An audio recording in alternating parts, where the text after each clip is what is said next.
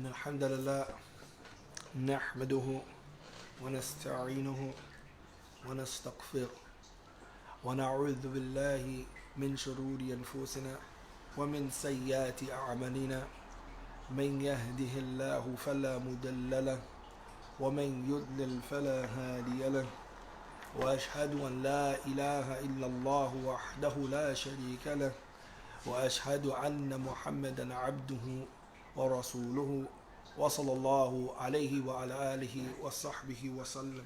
أما بعد, Allah Jalla wa Ala,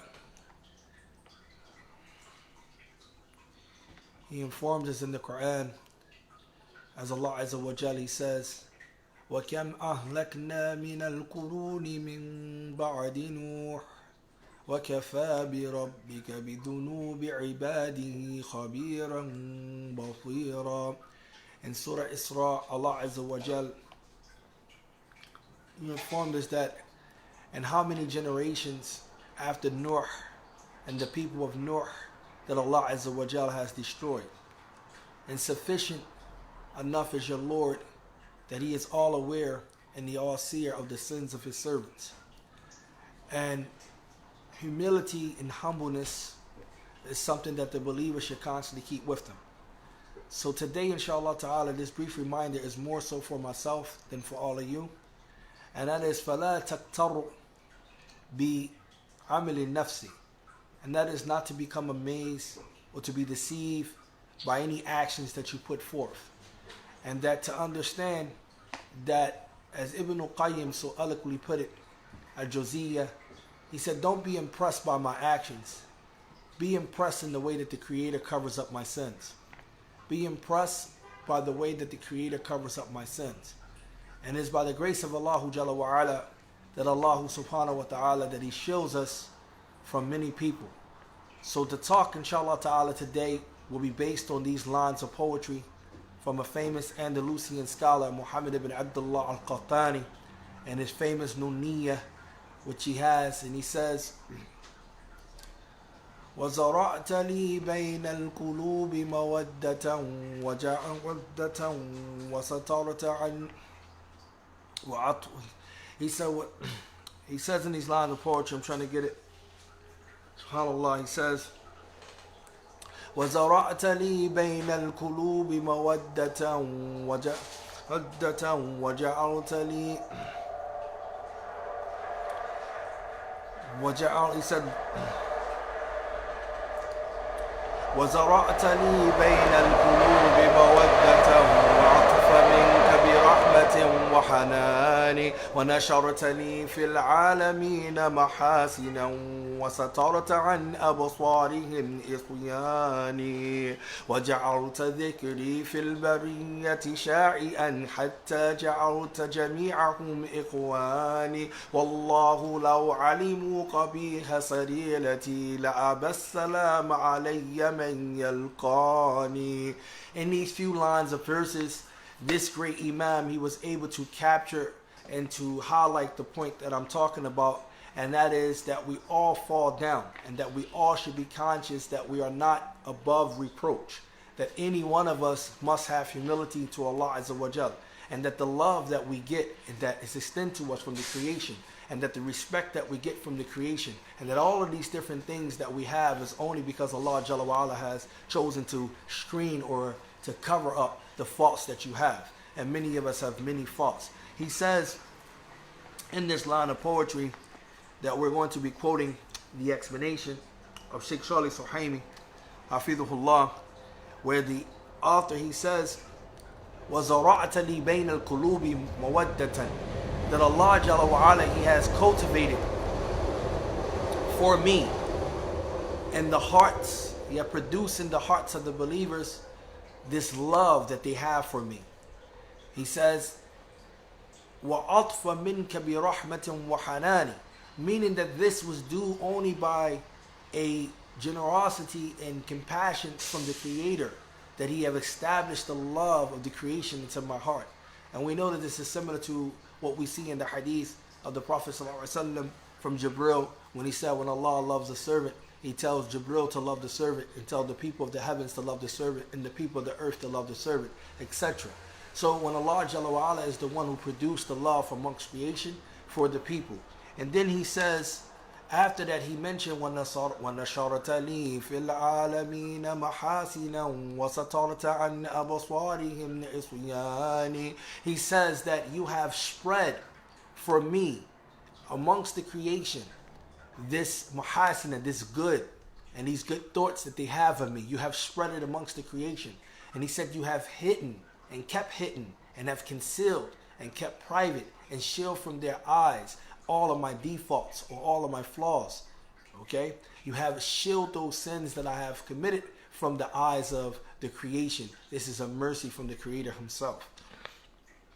He says, وَجَعَلْتَ ذِكْرِي فِي الْبَرِيَّةِ شَاعِئًا حَتَّى جَعَلْتَ جَمِيعَهُمْ إِخْوَانِ. And he says, you have made my remembrance amongst the creation something that people will constantly remember good of me.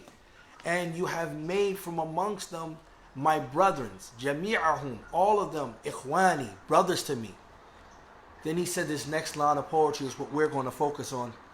وَاللَّهِ لَوْ تَعْلِمُوا قَبِيهَ سَرِيلَتِي لَأَبَى السَّلَامَ عَلَيَّ مَنْ يَلْقَانِ. He says, by Allah, if they knew the ugliness of what I keep hitting in private, they will refuse to extend the greetings to me when they meet me. Subhanallah azim. The Shaykh, he commented on this verse, he says, هذا يفسر ما تقدم في الأبيات الثلاث. He said this explains what has preceded in the first 3 lines of poetry that we quoted. And that is, the author here in this line of poetry is praising Allah subhanahu wa ta'ala for making for him a dhikrun tayyiba, a good mentioning from what he has produced in the hearts of the believers, his brothers, to have love for him. Then he recognized in this line of poetry his sins. وَأَنَّهُمْ لَا يَعْلَمُونَ مَا يَعْلَمُ مِن نَفْسِهِ. And that if they knew the sins that emanates from him, if they knew of those sins, that which he know of himself, لَهَجَرُوهُ, they will abandon him. They will make hijrah of him. وَامْتَنَعُوا مِنَ السَّلَامِ عَلَيْهِ, and they will refuse to extend the greetings to him. He said, it should not be understood from this verse, this line of poetry, that the author is prone or given into committing major sins, or that the author is given into committing major sins, that this is something that the author is given into. That's not what this line of poetry is highlighting or depicting. Rather, the Muslim should always feel that he or she is deficient in regards to Allah Azza wa Jal. That the Muslim should always feel that he or she is deficient in regards to Allah Azza wa Jal. Allah Azza wa Jal, he says in the Quran, الَّذِينَ يَجْتَنِبُونَ كَبَائِرَ الْإِثْمِ وَالْفَوَاحِشَ إِلَّا اللَّمَامِ إِنَّ رَبَّكَ وَاسِعُ الْمَغْفِرَةِ هو أعلم بكم إذ أنشأكم من الأرض وإذ أنتم أجنة في بطون أمهاتكم فلا تزكوا أنفسكم هو أعلم بمن اتقى. In this verse in Surah Najm, the 53rd chapter of the Quran, Allah Azza wa Jalla says, those who avoid the kaba'ir al-ithm, those who avoid the major sins, right? Wal fawahisha, in illegal sexual intercourse, committing zina, except for those things that are little, the small farts, illa lamam.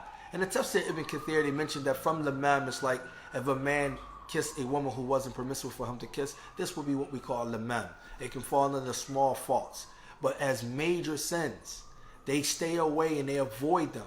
Allah Jalla wa Ala says, indeed the forgiveness of your Lord is vast, it is ample. And he it is who's the one who brought you forth from the earth, meaning from your father Adam alayhi salatu wasalam. And he is the one who also placed you and knows you better when you was a fetus in the wombs of your mothers. And he is the one who what? Who knows you better when you was a fetus in the wombs of your mothers. فَلَا تُزَكُّوا أَنفُسَكُمْ. So do not ascribe purity to yourselves. هُوَ أَعْلَمُ بِمَنِ اتَّقَى. Allah is best and aware and knows who fears Him the most and who actually serves His duty to Him. So it's not for one of us to stick our head up arrogantly. And it's not for one of us to ever leave the fact that we have flaws. And do not forget the fact that we are deficient. And the fact that we fall. And the fact that we are not above that. This is why the person who always remember his or her sins, the person who always remember his or her flaws, doesn't have time to look at the flaw of a next man or the next person. They're not busy with the qila wa qal. You want to get away from backbiting, he said and she said, just spend time thinking about your flaws. You want to actually stop ghibah, then all you have to do, backbiting, all you have to do is take time to really concentrate on your flaws. Just think about your flaws. That's the way you can prevent yourself from talking and speaking about anybody else. Because you have enough of them. You should not believe because your Aqidah is straight, where you think it is, that you don't have enough flaws. You should not believe that because you go to this certain masjid or that you think you understand the deen. You have fahm deen, fahm salaf. You don't even know what that means. Many people talk about I have fahm salaf. I understand what the salaf, I practice my deen according to understand. How would you know? You don't even know the Salaf. You can't even name 10 of the Salaf. Name their biographies. Where did they study? What did they leave behind? What was they actually? You don't know. So how are you going to say it's Fahm Salaf? Come on. Really stick to the truth and don't be amazed. But strive your best to stick to those trustworthy scholars. That inshallah ta'ala that you can find some comfort in. And that you can look that they have the ability to extract those benefits for you. And that you can take from them. And that you strive to your best to be it. As Shaykh Uthaymeen rahmatullah ta'ala alayh, he said, we don't say that we are mu'min, yani itlaqan. None of us say that I am a believer, just unrestrictedly. But rather, we say, nahnu mu'minun, insha'Allah. Do you understand the difference here? Showing you that tawadir, that humbleness, not being arrogant. We don't say that we are believers unrestrictedly, without saying insha'Allah. But when we say that we are believers, we say insha'Allah. Why do we say that? Because we hope that Allah Azza wa Jalla accept from us our iman. We hope that we are practicing the iman in the way that it was actually sent down. We hope that we are following the Quran and the Sunnah according to that proper understanding. We hope. Do you understand? This is how the believer acts and behaves. Love, fear, and hope. We don't run around talking about I'm a believer unrestrictedly. No, we are a believer inshallah. We don't run around thinking that we know.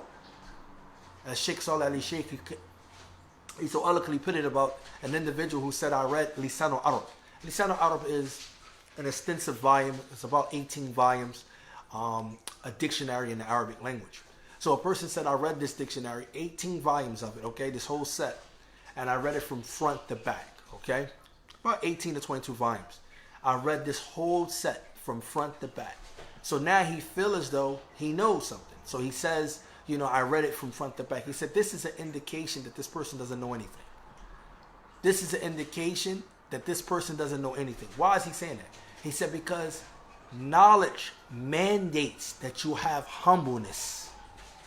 If you learn knowledge and don't put the mirror on yourself and don't become self-reflecting and don't become self-accountable, and don't look at the flaws of yourself and you don't see it, then I don't know what knowledge you're learning. Knowledge supposed to turn the mirror on you. The more you learn, the less you learn. The less you know. The more you learn, the less you know. The more you learn, the more you are exposed to your deficiencies. You understand what this great Imam said? He said, "Law alimu qabiha sarirati." If they knew the ugliness, the repugnance of my hidden life, my privacy, which only the Creator is exposed to, la abassalamu alayya man yalqani. They will actually refuse to extend the Islamic greetings to me when they meet me. They won't greet me. Why? Because a lot of us, our private is in conflict to our public. And when you don't have your private and your public in line, you are a hypocrite in some aspect, whether you want to believe it or not. As Shaykh al-Islam ibn Taymiyyah, he mentioned that the individual should strive to make sure that his private is in line with his public. And it's not easy, but it's easy for those whom Allah make easy when we become sincere, because all of us fall down. That's why we should not be prideful. I'm not mentioning this so that we can say, okay, we're not going to commit sins. No. Prophet sallallahu alaihi wasallam, he told Abu Bakr as-Siddiq radiallahu anhu, if you don't commit sins, Allah will create a whole nation that will. So we're not saying that you're not going to fall. Yes, you're going to fall. But don't think for 1 second, because you have read a book or Aqidah or two, that you're now above reproach, that you're now above recognizing your own flaws. Nah. Like this great Imam is showing us that humbleness. Recognize your flaws. He says, كما وصف الله تبارك وتعالى المؤمنين, as Allah Azza wa Jal, He have described about the believers. Pay attention to these following verses, because this is the mindset of the believers. Allah Azza wa Jal, He says, إِنَّ الَّذِينَ هُمْ مِنْ خَشْيَةِ رَبِّهِمْ مُشْفِقُونَ وَالَّذِينَ هُمْ بِآيَاتِ رَبِّهِمْ يُؤْمِنُونَ وَالَّذِينَ هُمْ بِرَبِّهِمْ لَا يُشْرِكُونَ وَالَّذِينَ يُؤْتُونَ مَا آتَوْا وَقُلُوبُهُمْ وَجِلَةٌ أَنَّهُمْ إِلَىٰ رَبِّهِمْ راجعون أولئك يسارعون في الخيرات وهم لها سابقون. And في Surah Al-Mu'minun, Allah says in these following verses, from verse 57 to 61, Allah Azza wa Jalla, He says, indeed those who have khashya of their Lord. And here khashya sometimes is translated as fear or awe. However, the difference between khawf wal khashya is that khashya is al-ilm. Okay? That you're fearing Allah upon knowledge. You're fearing Allah based upon knowledge. So He said those who, they have khashya from their Lord, mushfiqun. They have a deep fear because they know what their Lord is capable of. They know that their Lord subhanahu wa ta'ala is all capable, and He's shadeed. And that He's shadeed in adhab. They know this. They understand this. And that no one have the ability to protect them from their Lord. They understand this. So this fear that they have of their Lord allows them to have this. وَالَّذِينَ هُمْ بِآيَاتِهِمْ رُؤْمِنُونَ.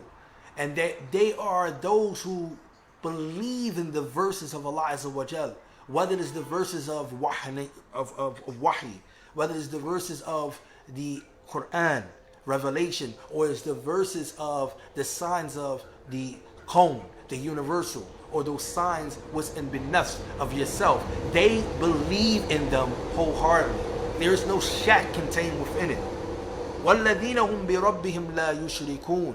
And they do not do the opposite of it, because they are muwahhidun. They are those who practice at-tawheed. So Allah mentioned that they are also those who do not join partners with Allah and know that everything is exclusive and belong only to Him, that worship is only to be dedicated to Him. Then Allah says the point that the Shaykh mentioned about the line of this poetry. He says, وَالَّذِينَ يُؤْتُونَ مَا آتَوْا وَقُلُوبِهِمْ. Those who give while their hearts are in fear. Those who give charity, those who give while their hearts are in fear that they will be returned back to their Lord. These are those who hasten to do good deeds, and for them, they are the ones who are first and foremost.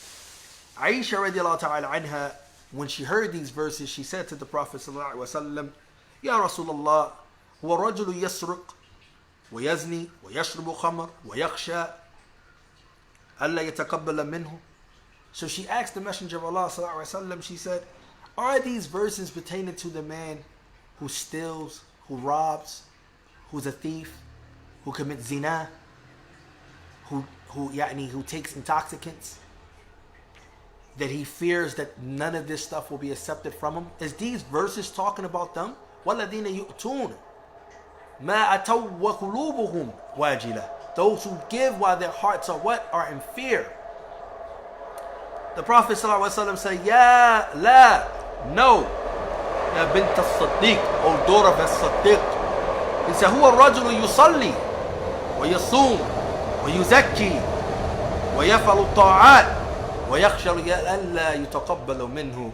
No, these verses are pertaining to the one who actually prays, fasts, who gives charity, who tries to purify himself and does righteous acts, but he fears that none of those actions will be accepted from him. SubhanAllah. This is the mindset of the believer. This is where we're supposed to be at. It's not guaranteed that whatever action you do, whether it's from prayer, whether it's from fasting, whether it's from anything that you and I do, that it's accepted. It's not guaranteed. You don't have a surety that it's accepted. You don't. So you should never ever feel safe.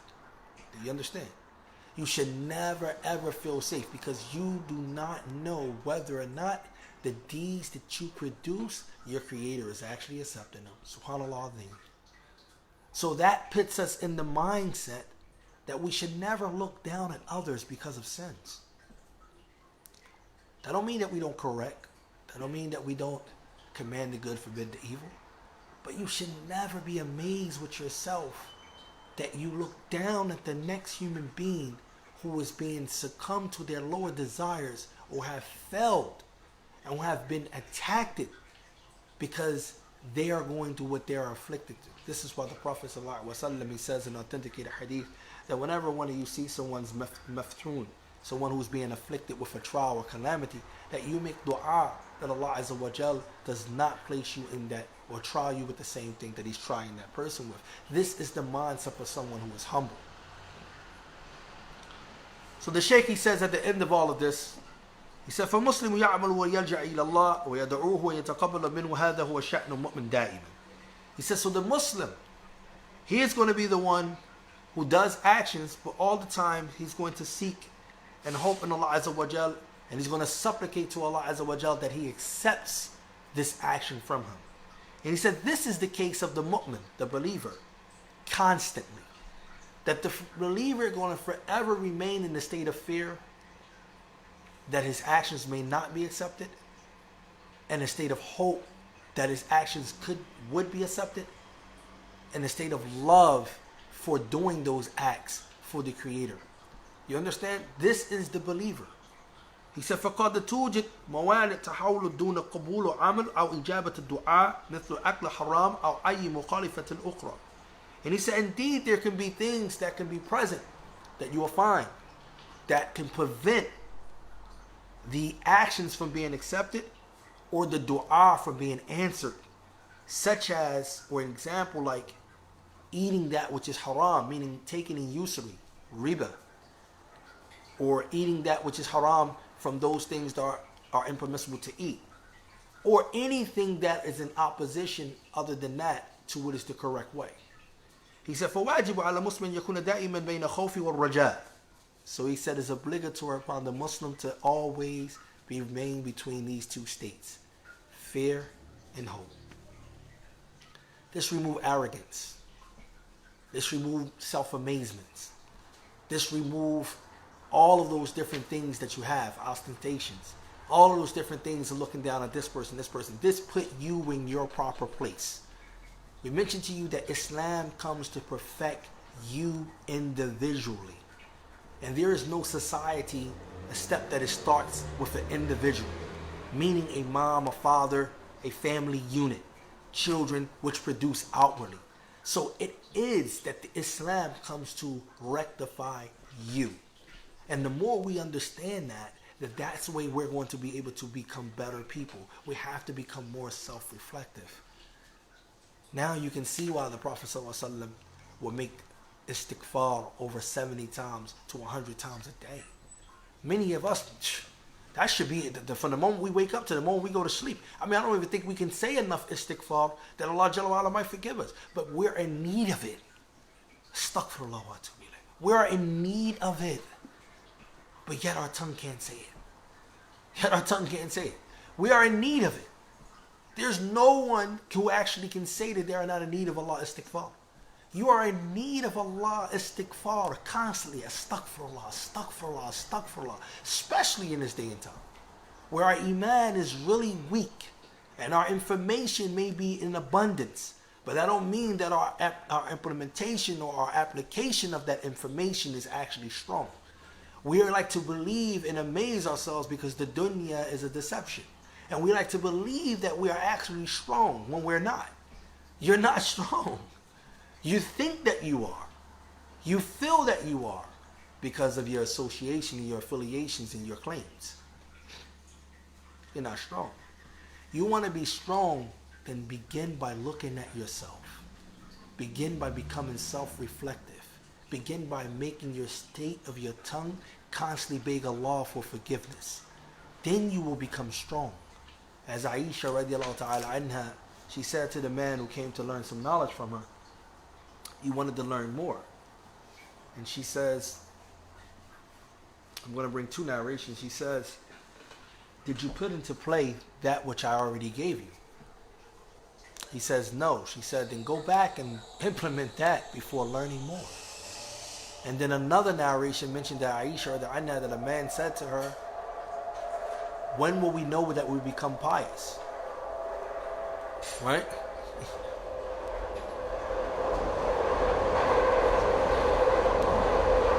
When you know that you are a sinner.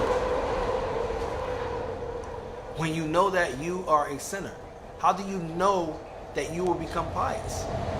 You don't know that you become pious unless you know that you are a sinner.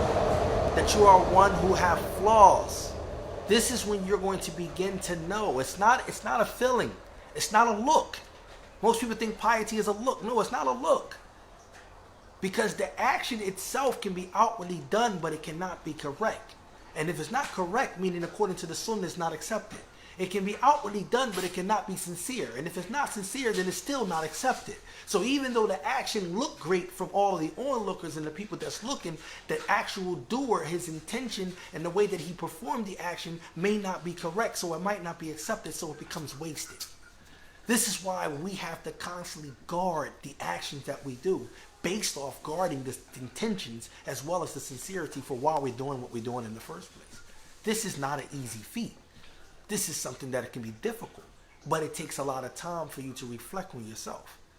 And if we can start doing that, especially myself first and foremost, we could become better Muslims without trying to become better Muslims. Do you understand the point? You think becoming a better Muslim is about doing all of these abundance of deeds. No, it's about doing one sincere deed correctly. And then being consistent in that one sincere deed, which leads to another sincere deed, which is done correctly, and being consistent, which leads to another sincere deed and becoming correctly. That's what most people understand. I want to be a Muslim. Truly? How good are you as a Muslim? I want to be a mu'min. Truly? But how good are you as a Muslim? You haven't even begun at the ground level. But you talk about you want to be a Muslim. Seriously? You want to be a Muslim. You want to have ihsan. Do you know what ihsan consists of? It have two halves. Are you there? What did the Prophet say? أن تعبد الله كأنه يراك فإن لم تراه فإنه يراك. Do you understand? He worshipped the Creator as if though what? He can see Him. And if he cannot see Him, then know that He sees him. This is constantly awareness. You're not going to reach that state if you're not a good Muslim. It starts at the ground level. So you have to become a good Muslim in order to become a good mu'min. And you have to become a good mu'min, a believer, in order to become a good Muslim. Muhsin. You're not going to reach those levels by just trying to jump up. It doesn't work that way. Let's start at the ground. Sincerity and correction. That takes knowledge. Sincerity takes that you understand Tawheed and you stay away from Shirk. Okay? Correction is that you understand Sunnah and you stay away from Bid'ah. But you have to learn Sunnah. You have to understand what is Sunnah and what is consists of it. And then you have to stay away from innovation so that you do not fall into that. Whether it's from statements, whether it's from belief, whether it's from actions. Okay? These are things that you must learn in order to protect yourself and guard yourself from what? Falling. We haven't touched the surface. So let's, today inshallah ta'ala, as a reminder for myself, let's be mindful of our flaws and let's ask Allah Jalla wa'ala to constantly forgive us for our shortcomings that we have. And we have abundance in many of them. And let's not be so judgmental of others, regardless if their Aqidah isn't the same. And yes, I said that. Let's not be so judgmental of others, regardless if their Aqidah isn't the same. You might say, brother, you're tripping. Why are you saying that? I'm not saying be inclusive. I'm not telling you to rub shoulders or interfaith. I'm not saying none of that. That's Spartan. I'm telling you that you have bigger problems to worry about whether or not the brother over there or the sister over there is Aqidah Street. What about yours? You have bigger problems to worry about. whether or not that brother or that sister Aqidah is straight. What about yours? Who said yours was?